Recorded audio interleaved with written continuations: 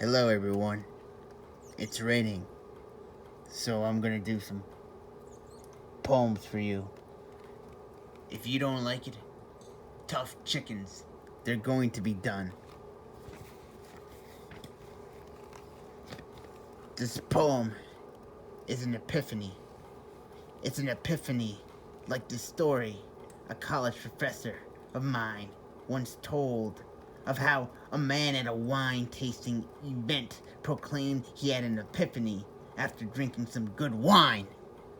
My professor then said that man was full of shit. And you know what else is full of shit? This poem. It's no damn epiphany. These words won't change your life. Epiphany's a cool word to say. It kinda sounds like elephant, but it's no damn elephant. It's just epiphany. Cool to say, but there's no meaning here. It's all some sort of shit. That's all. That was the first poem. Let me do the second one. Terror in my heart. When it all seems like nothing. When these words don't mean a thing. Are my words only dust? Dust? Dust? Can you fall in love with dust? When my body goes into bones, will you remember? Or are all of these poetic words a waste of time?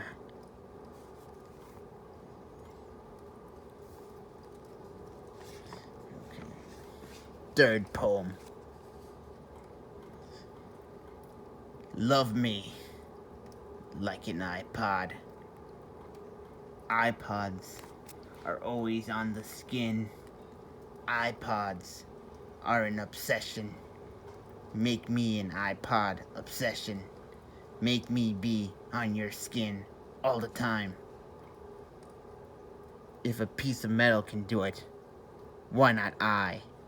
If I was your iPod obsession, then I would be the greatest song you've ever listened to. Block the world off with me. Let me be one with your skin. Let me be like those iPod buds in your ears. Let me be so close. Sometimes, when you listen to a song on your iPod, time slows down. I want time to slow down for us. I want the feelings that you get from your encounters from a piece of technology made by Apple. Please love me like an iPod. I'm as good as technology. I can be better. I can be real. Fourth poem. The poem crawled on the ground and then flopped like a fish. The poem yelled out to the people to give life. A lot ignored the poem. Some made the poem boring. Some made it stupid. Others made it weird, and a few made it good.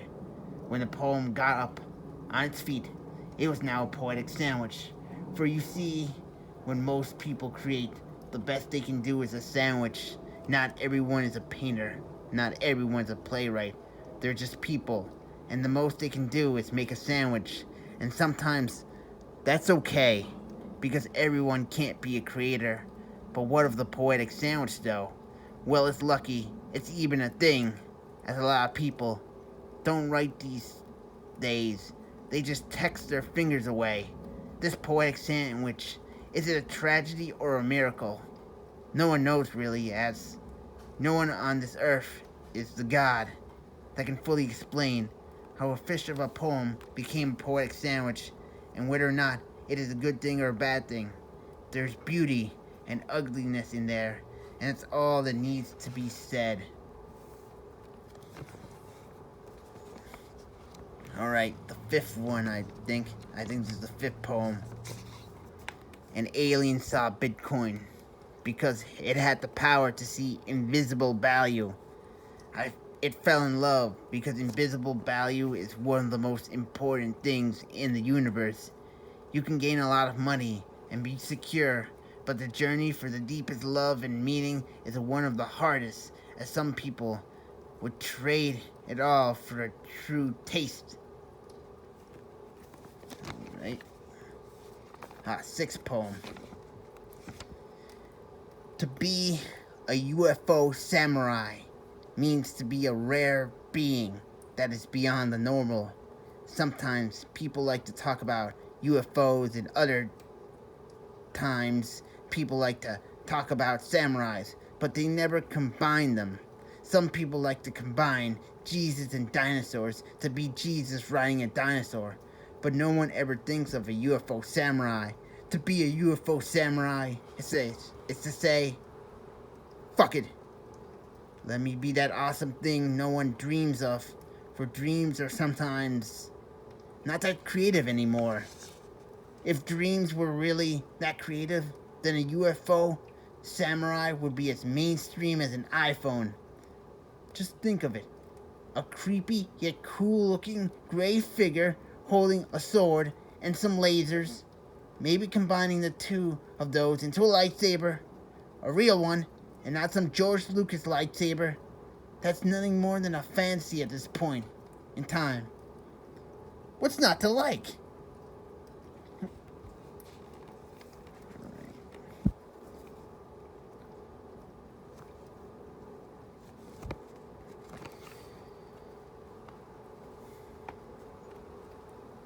Seventh poem.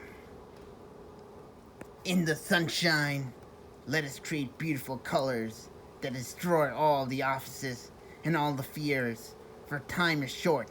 Sometimes it feels like you can barely touch it. You eat a lot, but you can barely touch all that's around you.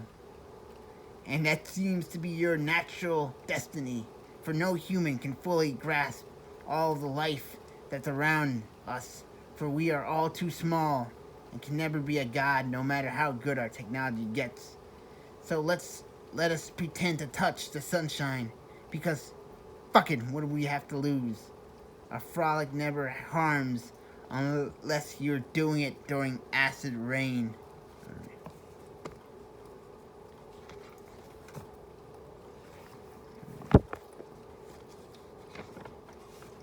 Alright. Eighth poem. The circus is dying. Thank you, Snapchat.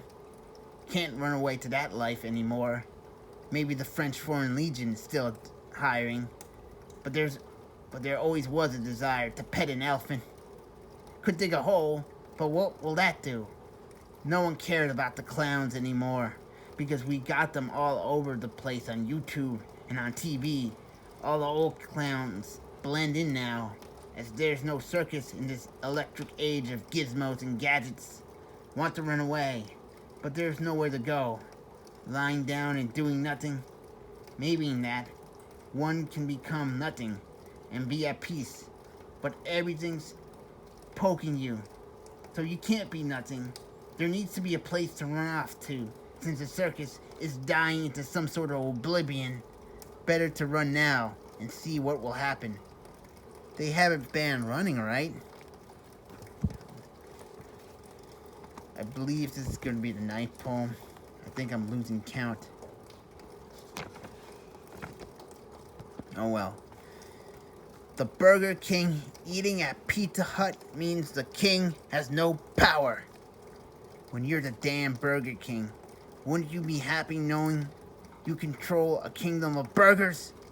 So why eat at Pizza Hut unless you have absolutely nothing and crappy food?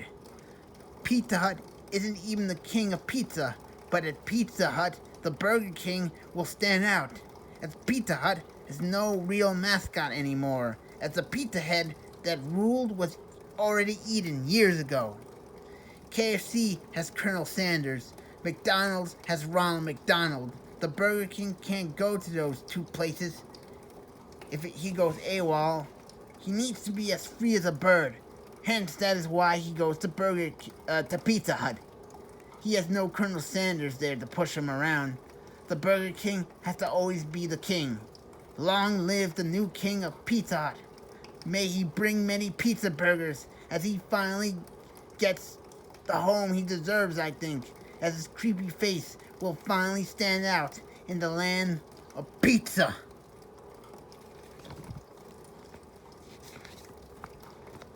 Alright. 10th poem. Appreciate me like you would a sandwich. A couple of moments are better than no moments. That was short. That is over. If you don't like it, tough bananas. I bet there's a lot of people out there that are saying tough bananas or tough chickens or tough noogies because they're listening to this poetry. Poem 11. Dying in the Sears would be nice, but it will never happen as I don't want to die young. I'm 29, and Sears isn't going to last until my old age. But why would I want to die in a Sears in the first place, as it's like any other department store? Well, the sentence, G. Andrew died at Sears, has a good ring to it.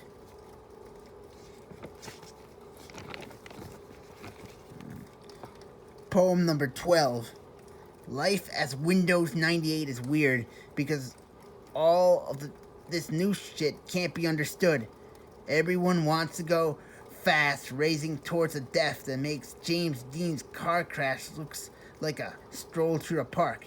Being Windows 98 is being a forgotten classic. Kind of cool because no one wants to remember the past because it's all about a future that might be spiraling out of control.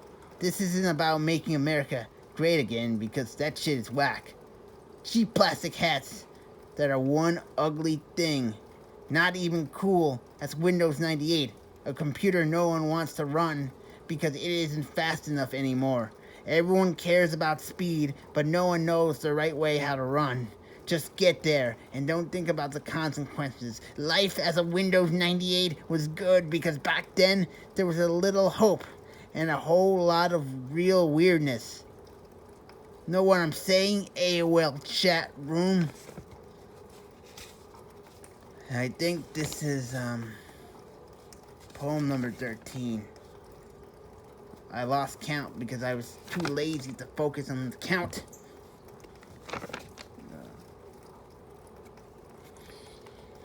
So easy to lose a poem in a dream. The greatest colors and ideas are lost because our dream memories are poor.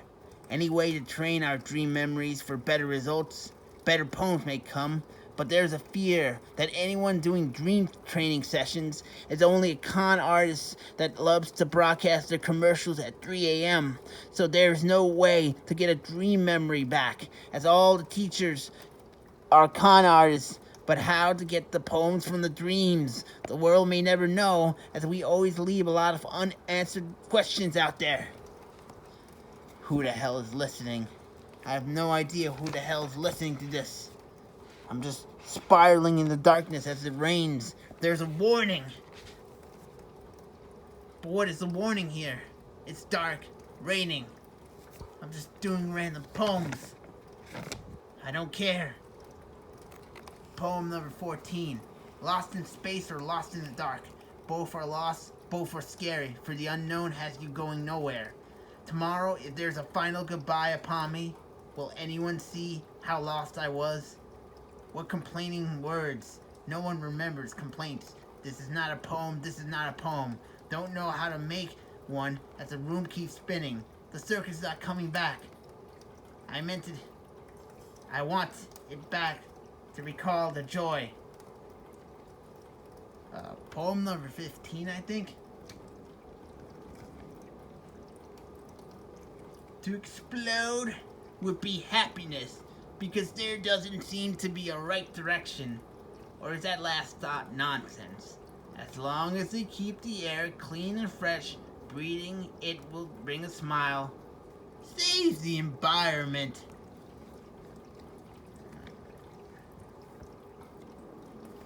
Poem number 16, I think. I'm losing count. I think a lot of these poems are whiny. I don't know. I'm just rattling things off. 16. All caps is the new metal. The new punk. The new asshole. Why? How else can you scream on the internet? Iran can't be threatened with lowercase letters. Just think about it. Just think about it.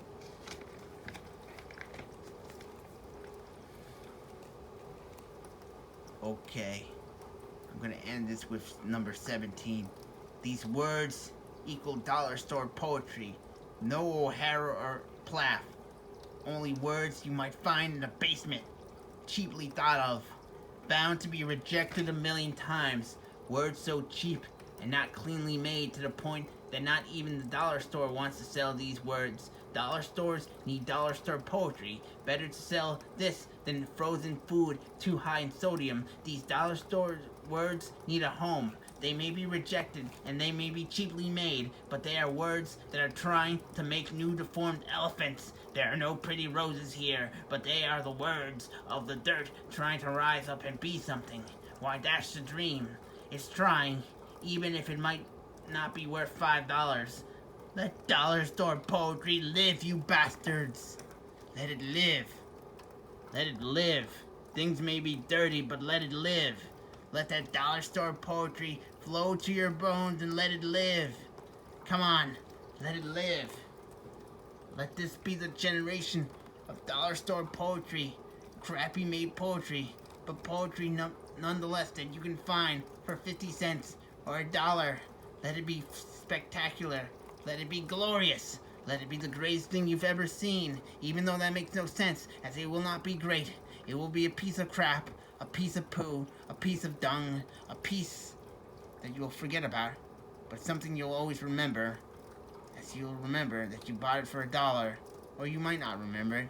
You might just throw it away, throw it in the trash can, where there's a whole bunch of trash that just covers each other, because we like to waste things. We like garbage. We like keeping garbage outside, piling it up, piling it up, piling it up, piling it up, until one day it may devour us all. But we don't care, because that garbage is inside, and by the time that garbage is inside, we'll all be gone. We think, we hope. Anyways, that is all. More dollar store poetry, please. Come on, do it.